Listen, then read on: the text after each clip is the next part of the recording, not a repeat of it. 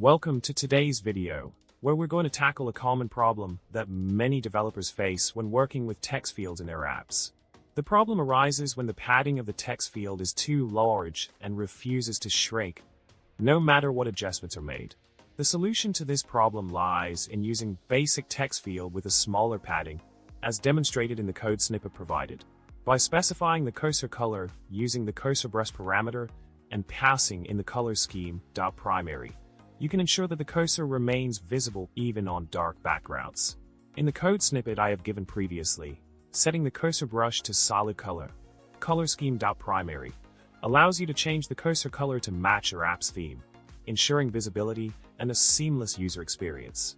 This simple adjustment can make a world of difference in the overall look and feel of your text fields. Continuing with the solution, it's essential to understand that the decorationBox parameter is not meant for setting cursor color.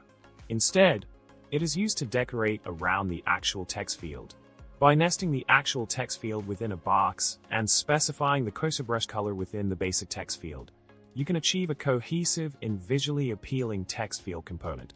To summarize, by following the steps outlined in the provided solution, you can effectively address the issue of invisible cursor and selection colors in your text fields. Remember, attention to detail, such as setting the cursor brush color and leveraging the decorationBox parameter, can significantly enhance the user experience of your app.